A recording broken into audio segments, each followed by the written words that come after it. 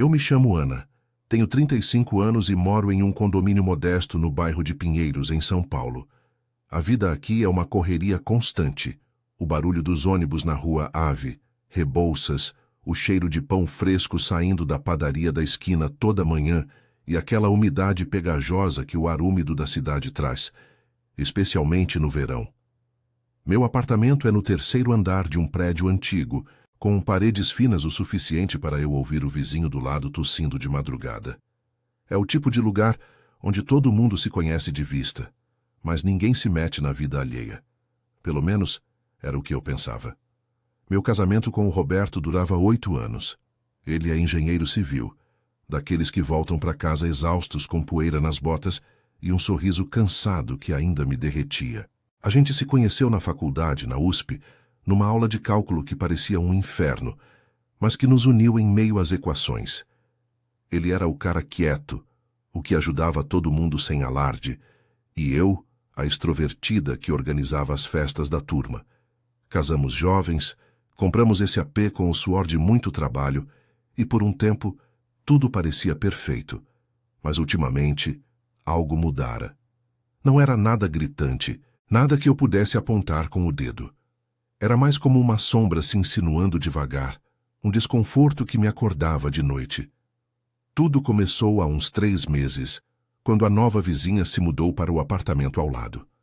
Chamava-se Carla, uma mulher de uns 30 anos com cabelos cacheados pretos que caíam até os ombros e um jeito de andar que chamava a atenção. Confiante, como se o mundo devesse algo a ela.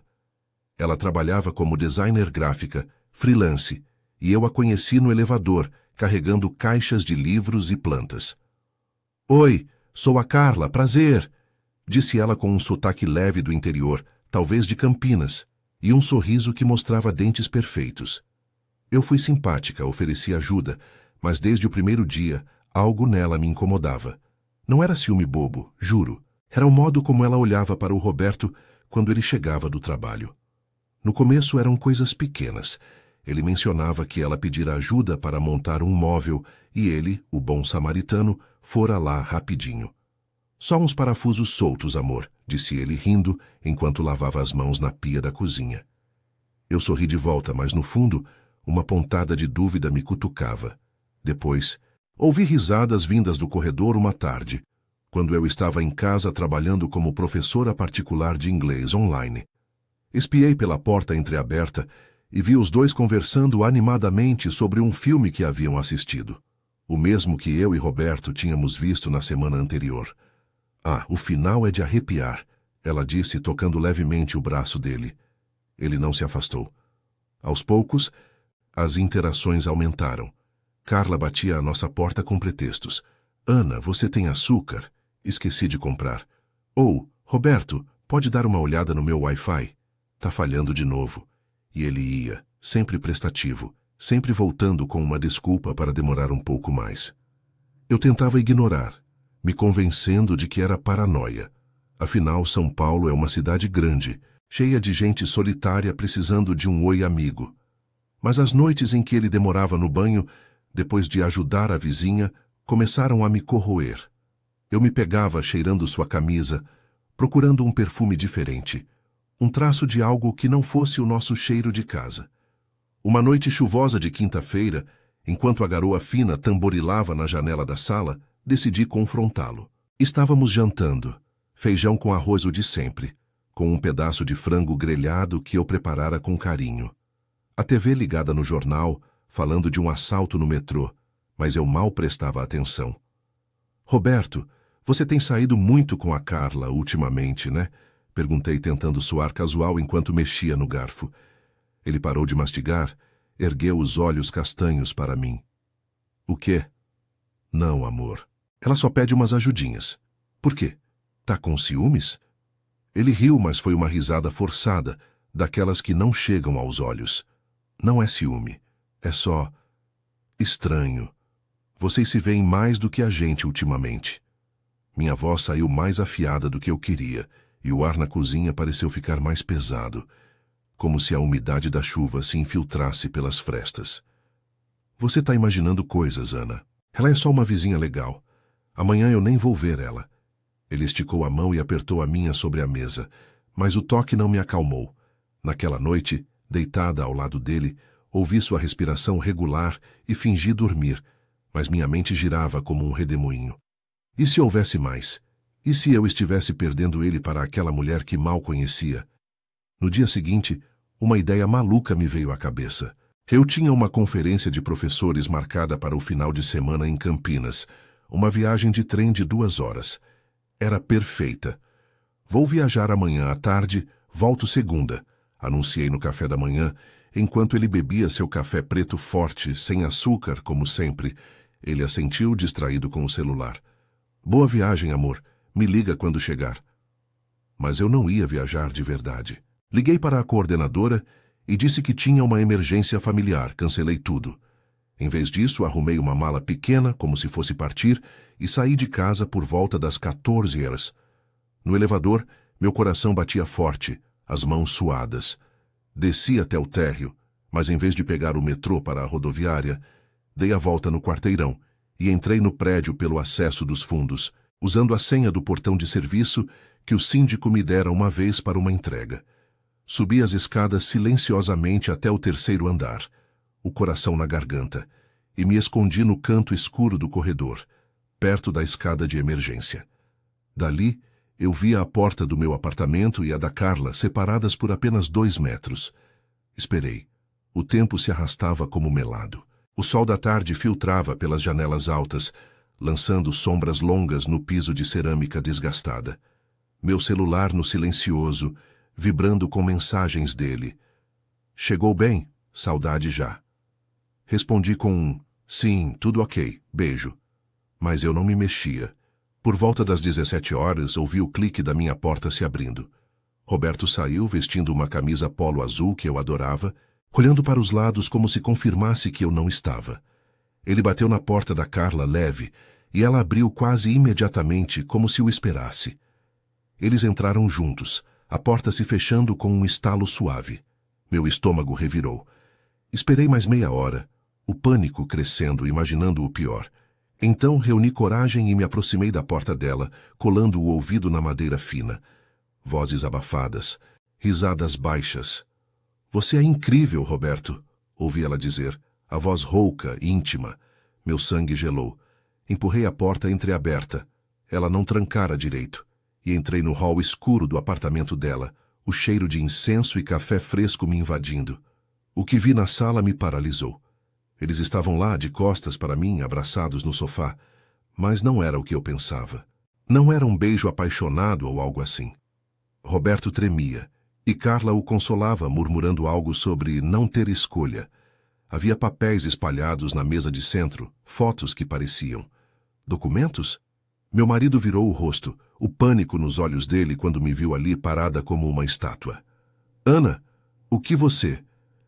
Ele se levantou de um pulo, o rosto pálido como cera. Carla se virou devagar, os olhos arregalados. Isso não é o que parece. Mas o que eu vi em seguida nas fotos sobre a mesa me fez congelar de terror. Não era traição. Era algo muito pior. Algo que explicava as sombras, as mentiras e que agora ameaçava engolir todos nós. Meu coração martelava no peito como um tambor de carnaval fora de época, ecoando no silêncio abafado do apartamento de Carla. O ar estava carregado com o cheiro de chuva recente, misturado ao aroma doce de incenso de lavanda, que pairava como uma névoa traiçoeira. A sala era pequena, iluminada por uma lâmpada de piso que lançava sombras tremulantes nas paredes bege, cheias de pôsteres de bandas indie e prateleiras abarrotadas de livros de design. No sofá de couro sintético marrom, Roberto ainda tremia, os ombros curvados como se carregasse o peso de um viaduto inteiro. Carla, com os cabelos cacheados desgrenhados e uma blusa folgada de algodão, se levantou devagar, as mãos erguidas em um gesto de rendição. Ana, por favor, escuta antes de surtar, disse ela, a voz baixa e urgente, com aquele sotaque do interior que agora soava como uma súplica. Seus olhos castanhos e intensos fixaram nos meus, implorando por uma trégua que eu não sabia se podia dar. Eu não me mexi. Meus pés pareciam pregados no piso de tacos rangentes, a mala imaginária da viagem ainda ecoando na minha mente como uma mentira que se voltara contra mim. O que é isso tudo? Fotos? Documentos? Roberto, fala comigo. Minha voz saiu rouca, entrecortada pelo pânico que subia pela garganta como bile. Olhei para a mesa de centro de vidro rachado, onde papéis amassados e impressões em preto e branco se espalhavam como confetes de uma festa ruim. Uma delas chamou minha atenção. Uma foto granulada de Roberto em um canteiro de obras, não no centro de São Paulo, mas em algum lugar periférico, com um homem de terno apertado ao lado dele, apontando para uma pilha de tijolos. Ao lado, um relatório bancário com números vermelhos que gritavam dívida, mais de 100 mil reais. Roberto se aproximou, as mãos estendidas como se eu fosse um animal arisco. Seu rosto, geralmente sereno e marcado pelas linhas de cansaço do trabalho, agora estava suado, os olhos vermelhos de quem não dormia direito há dias. Amor, eu não queria te envolver nisso. Senta aqui, por favor. É complicado. Ele tentou tocar meu braço, mas eu recuei, batendo de costas na parede. O impacto fez uma moldura pendurada balançar, e o som pareceu amplificar o caos na minha cabeça. Carla interveio, pegando as fotos e empilhando-as rapidamente. Ana, seu marido não está me traindo, se é isso que você pensou. Ele está encrencado e eu sou a única que sabe. Eu ajudei porque... Bem, porque eu passei pelo mesmo. Ela se sentou na beirada do sofá, gesticulando para que eu me aproximasse. Relutante, dei um passo à frente, o cheiro do perfume dela, algo cítrico e fresco, me atingindo como uma brisa inesperada em meio à tempestade. Tudo desabou dali em uma torrente de palavras que eu mal conseguia processar. Roberto começou, a voz falhando como um motor engasgado. Há 6 meses, ele contara, um projeto na obra de um shopping na Marginal Pinheiros dera errado. Materiais falsificados, fornecedores que sumiram com o pagamento adiantado. Ele, como engenheiro responsável, assinara os relatórios sem checar tudo. Uma preguiça fatal em uma cidade onde o jeitinho brasileiro às vezes vira armadilha. A construtora o acusara de desvio de fundos, e agora um auditor independente investigava. Eles acham que eu embolsei o dinheiro, Ana. Mas eu não. Foi o chefe de suprimentos, aquele rato do Marcos. Ele fugiu para a Bahia e eu tô no meio do fogo cruzado. Eu me sentei no braço do sofá, as pernas bambas. A garoa lá fora havia se intensificado, batendo na janela como dedos impacientes. E o trânsito da AV Rebouças rugia ao fundo. Um lembrete da vida que seguia lá embaixo, alheia ao nosso inferno particular. Por que você não me contou? A gente é casado, Roberto. Eu poderia ajudar, falar com um advogado. Lágrimas quentes escorriam pelo meu rosto, misturando-se ao suor da umidade paulistana que grudava na pele. Ele balançou a cabeça, os punhos cerrados sobre os joelhos. Porque eu te amo, e não queria te ver sofrer. Você já cuida de tudo em casa, das aulas, das contas. Se isso vazar, a gente perde o apartamento, o carro. E eu perco o emprego. Já perdi 2 turnos na obra por causa das conversas com o RH. Sua voz quebrou no final e ele enterrou o rosto nas mãos. Carla pôs a mão no ombro dele, um gesto de consolo que agora eu entendia. Não era flerte, era solidariedade forjada no medo. Ela explicou o resto, enquanto eu tentava absorver o golpe. Carla não era só vizinha. Ela crescera em uma família de Campinas endividada por um negócio familiar que faliu. Sabia lidar com credores, papéis falsos e até como negociar com gente perigosa. Seu marido veio me pedir ajuda há 1 mês. Eu tenho contatos em um escritório de advocacia que lida com fraudes corporativas. Esses documentos são provas que eu ajudei a juntar. E-mails do Marcos, notas fiscais falsas. Mas tem um problema. O auditor é casado com a irmã do dono da construtora e eles querem um bode expiatório. Se não entregarmos isso logo, vão processar o Roberto por lavagem de dinheiro. Lavagem de dinheiro. As palavras ecoaram na minha mente como um eco distante do metrô lotado. São Paulo, com seus arranha-céus reluzentes e becos escuros, era mestre em engolir gente honesta. Eu me lembrei das noites em que ele chegava tarde, cheirando a cimento e estresse, e eu o abraçava sem questionar. Agora, Via as rachaduras, as ligações sussurradas no banheiro, o dinheiro extra que sumira da conta conjunta para gastos na obra. "E o que a gente faz agora?" perguntei, a voz um sussurro. O pavor me invadia, não só pelo risco financeiro, mas pela sensação de que nosso mundo, construído tijolo por tijolo, desmoronava. Roberto ergueu o rosto, os olhos suplicantes. "A gente luta, Ana. Juntos." Carla marcou uma reunião amanhã com o advogado dela no centro. "Mas preciso que você confie em mim. Eu nunca te traí. Juro pela nossa vida aqui." Ele pegou minha mão dessa vez e eu não recuei. O toque era familiar, quente, ancorando-me no caos. Carla assentiu, levantando-se para preparar um chá na cozinha minúscula. "Vou deixar vocês dois sozinhos um pouco. Mas, Ana, isso não acaba aqui. Tem mais. O Marcos não sumiu só. Ele deixou pistas que apontam para o Roberto. E se a polícia se envolver?" Ela parou, o vapor da chaleira subindo como uma cortina de fumaça. Enquanto ela saía para o corredor, eu abracei Roberto, sentindo seu corpo relaxar contra o meu. O medo ainda pairava, denso como a neblina da cidade ao amanhecer, mas pela primeira vez em meses senti um vislumbre de esperança. Não era traição. Era uma batalha que poderíamos enfrentar. Mas no fundo eu sabia que os obstáculos só começavam, credores à espreita, mentiras a desenterrar e a ameaça de perder tudo o que construíramos em Pinheiros. A chuva caía mais forte agora, lavando as ruas, mas não as sombras que nos cercavam. Amanhã seria outro dia, mas o terror de hoje mudara tudo. A noite se arrastou como uma fila no metrô da hora do rush, cheia de paradas inesperadas e um cansaço que se instalava nos ossos.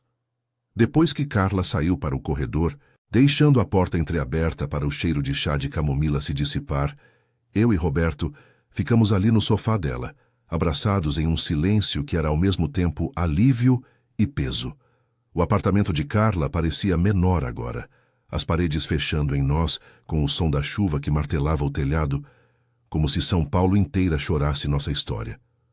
Meu coração ainda acelerava, mas o pânico inicial dera lugar a uma raiva surda, misturada com uma pena que me doía no peito. Como ele pudera carregar isso sozinho?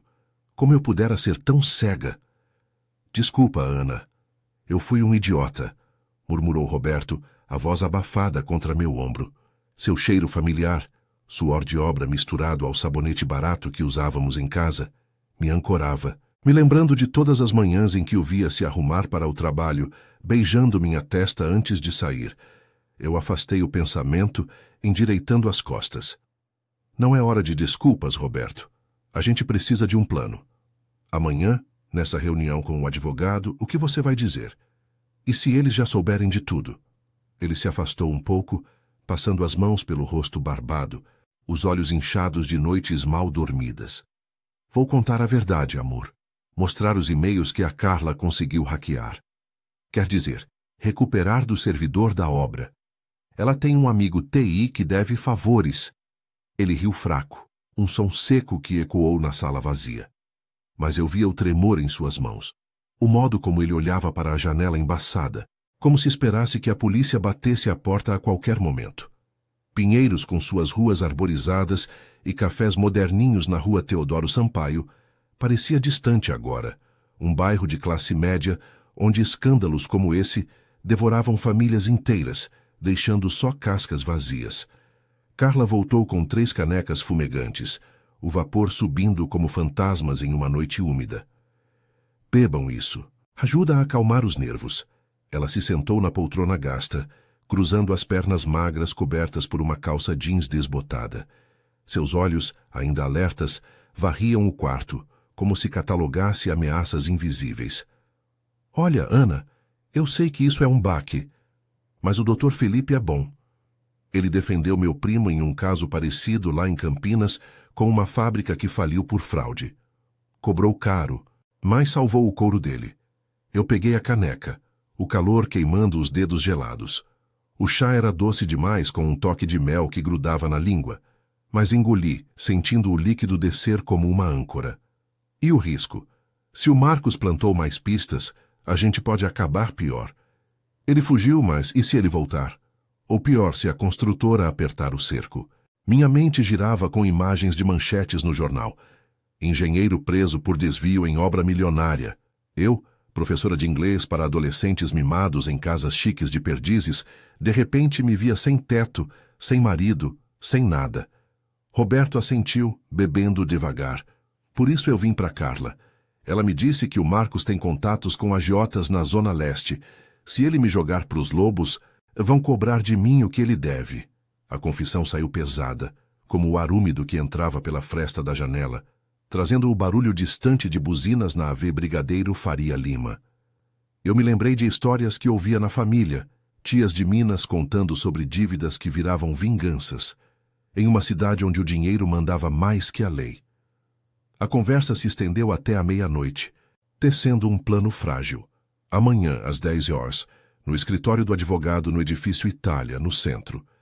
Eu iria junto como testemunha moral e Carla nos acompanharia com os documentos. Mas o sono não veio fácil quando voltamos para nosso apartamento. O corredor do terceiro andar estava escuro, iluminado só pela luz fraca do sensor de movimento que piscava como um olho cansado. Dentro de casa, o cheiro de feijão requentado ainda pairava na cozinha. Um lembrete da normalidade perdida. Roberto se jogou na cama exausto, mas eu fiquei acordada, olhando o teto rachado, o ventilador de teto girando preguiçoso contra o calor abafado.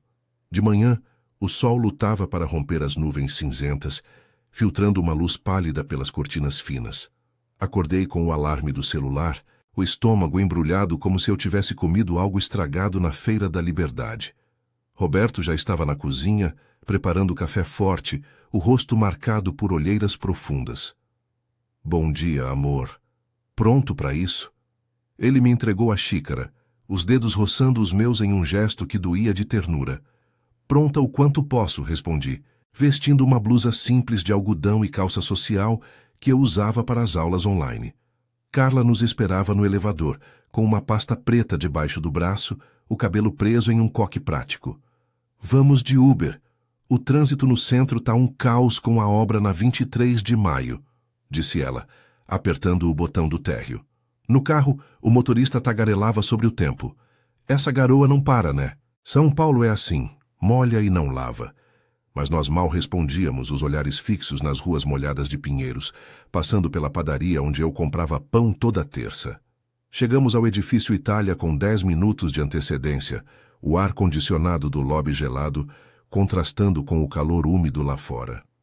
O elevador nos levou ao 15º andar, onde o escritório do Dr. Felipe ocupava um espaço apertado, com paredes de vidro fosco e pilhas de pastas em mesas de madeira escura.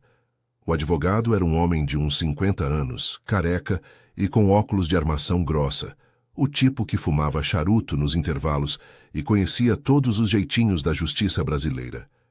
Sentem-se, por favor, Carla me alertou sobre o caso. Vamos ver esses documentos. A reunião começou tensa. Roberto despejou tudo. Os materiais falsos, o sumiço do Marcos, as acusações da construtora. O Dr. Felipe folheava as fotos e e-mails franzindo a testa. É sólido, mas não há prova de bala. O Marcos é escorregadio. Ouvi que ele está em Salvador, metido com um esquema de importação ilegal. Se conseguirmos um depoimento dele, ou pelo menos um rastro bancário, podemos virar o jogo. Ele pausou, olhando para mim. Senhora Ana, você pode atestar o caráter do seu marido? Isso ajuda em juízo. Eu assenti, a voz firme apesar do nó na garganta. Claro. Roberto é honesto. Ele trabalha duro pra gente, para nosso lar em Pinheiros. Isso é uma armadilha, doutor. Carla complementou, contando sua própria história de família endividada, como ela aprendera a navegar por esses mares de papelada e ameaças veladas. Pela primeira vez, senti uma gratidão profunda por ela. Não era a sedutora que eu imaginara, mas uma aliada improvável, forjada na resiliência do interior paulista. Mas o otimismo durou pouco. Enquanto saíamos do escritório, o celular de Roberto tocou, um número desconhecido. Ele atendeu, o rosto empalidecendo. — O quê? Agora? Desligou, as mãos trêmulas. Era um cobrador. Dizem que o Marcos deixou uma dívida em meu nome com agiotas. Querem o pagamento até o fim da semana, ou vão visitar a gente em casa. O pavor na voz dele me acertou como um soco.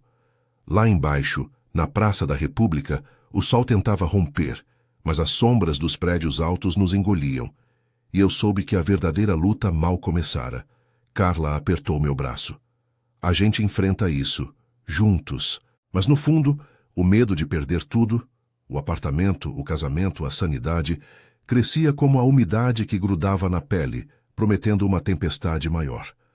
O sol da tarde filtrava fraco pelas janelas sujas do edifício Itália, lançando raios dourados que dançavam no lobby lotado de executivos apressados e mensageiros com pilhas de envelopes. Mas para mim, Ana, o mundo parecia cinza, como o céu encoberto de São Paulo, que prometia mais garoa a qualquer momento. O celular de Roberto ainda quente em sua mão trêmula, o eco da voz rouca do cobrador martelando em meus ouvidos. Até sexta, ou a gente aparece na sua porta, engenheirinho. Meu estômago se revirava. Eu me apoiei no braço de Carla, sentindo o tecido áspero de sua jaqueta jeans contra minha pele suada. Pinheiros parecia a quilômetros dali, um oásis distante em meio ao caos do centro, com suas ruas movimentadas e o cheiro de asfalto quente misturado ao escapamento dos ônibus. Calma, gente. Não surtem agora, disse Carla, a voz firme, como se lidasse com isso todo dia. Seus olhos afiados pela experiência de quem crescera entre dívidas familiares em Campinas varriam o lobby como um radar. Vamos pro carro. O Dr. Felipe disse que pode pedir uma liminar para proteger vocês, mas precisamos de mais provas. Eu conheço um cara na Polícia Civil, um delegado em Pinheiros, que deve um favor ao meu primo. Ele pode rastrear o Marcos. Roberto assentiu, o rosto pálido como o mármore frio do piso, mas eu via o fogo da determinação acendendo em seus olhos castanhos. Obrigado, Carla. Sem você, eu estava ferrado. Ele apertou minha mão, os dedos calejados de anos de obra me ancorando.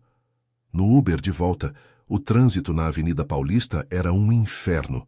Buzinas impacientes, vendedores ambulantes gritando "Água gelada!" e o ar-condicionado do carro lutando contra a umidade pegajosa que grudava na roupa. Eu olhava pela janela, vendo os arranha-céus reluzentes da Faria Lima, símbolos de sucesso que agora pareciam torres de Babel prontas para cair sobre nós. Como uma professora de inglês, acostumada a corrigir sotaques de alunos ricos em salas climatizadas, eu me sentia pequena, exposta, como se o jeitinho da cidade nos engolisse vivos. Chegamos ao condomínio no final da tarde, o sol poente tingindo as fachadas dos prédios de laranja e roxo. O portão de ferro rangeu ao se abrir, e subimos no elevador em silêncio, o zumbido do motor preenchendo o vazio. Dentro do apartamento, o cheiro de casa, café requentado e o sabonete floral que eu usava me invadiu como um abraço, mas não acalmava o pavor. Roberto largou a pasta de documentos na mesa da sala, as mãos ainda tremendo. E agora? Se esses agiotas aparecerem, o que a gente faz? Chama a polícia e vira bagunça pior? Carla se sentou no sofá gasto, pegando o celular. Eu ligo pro delegado agora. Mas, Ana, você precisa se envolver mais. Amanhã a gente vai atrás de um rastro do Marcos. Meu amigo TI rastreou uma transferência bancária para uma conta em Salvador. Se formos lá ou mandarmos alguém, podemos pegar ele de surpresa. Seus cabelos cacheados balançavam enquanto ela discava, e eu me perguntei como uma vizinha freelance virara nossa salvação. O ciúme bobo de meses atrás agora parecia ridículo, uma sombra dissipada pela luz crua da realidade. A ligação durou 10 minutos tensos. O delegado, um homem de voz grave e sotaque carregado de diadema, prometeu verificar os registros de viagem do Marcos e mandar uma viatura patrulhar nosso quarteirão. Fiquem tranquilos, mas tranca as portas. Esses agiotas da Zona Leste não brincam, alertou ele antes de desligar. Roberto exalou, afundando na poltrona. Eu nunca quis isso pra gente, Ana.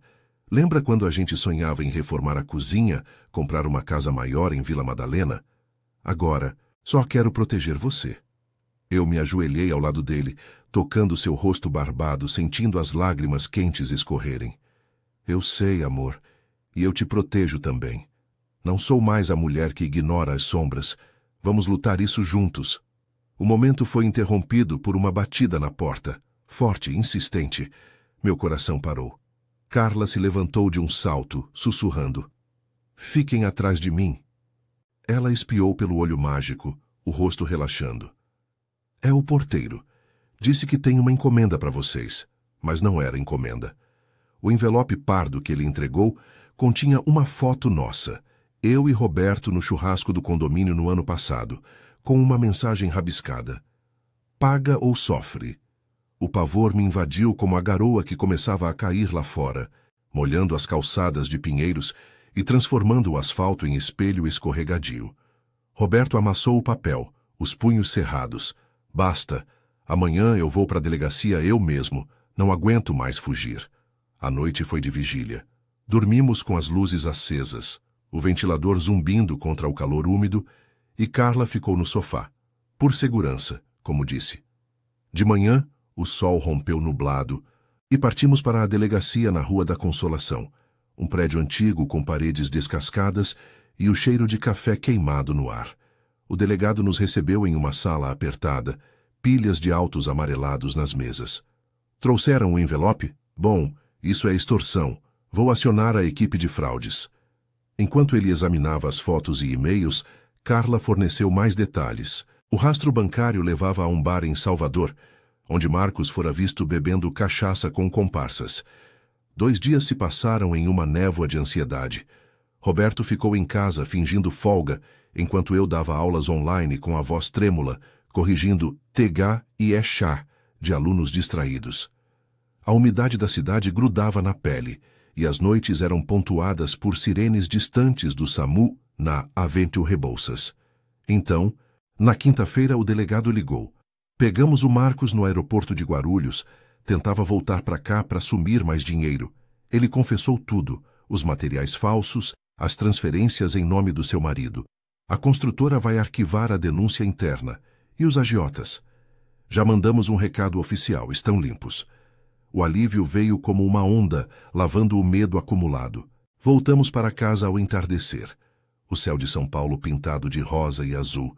A garoa fina parando como se a cidade aprovasse. No apartamento, Roberto me abraçou forte na cozinha. O cheiro de feijão cozinhando no fogão, misturando-se às lágrimas de alegria. Obrigado por acreditar em mim, Ana. Eu mudei. Nunca mais escondo nada. Carla apareceu na porta com um sorriso genuíno. Vizinhos para sempre, né? Se precisar de açúcar, é só pedir.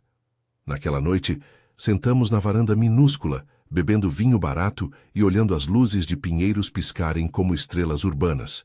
O bairro pulsava lá embaixo. Risadas de casais nos bares da rua Oscar Freire. O ronco dos ônibus, o cheiro de pastel frito da feira noturna. Eu me sentia crescida, mais forte. A suspeita inicial me ensinara a confiar no instinto. Mas o apoio de Roberto e Carla mostrara que a verdadeira força vem dos laços inesperados. Nosso casamento, testado como o concreto de uma obra mal feita, saíra mais sólido. São Paulo, com suas sombras e chuvas, nos dera uma lição. Às vezes o assustador é só o começo de uma vitória. E ali, abraçados, soubemos que enfrentaríamos o que viesse, tijolo por tijolo juntos.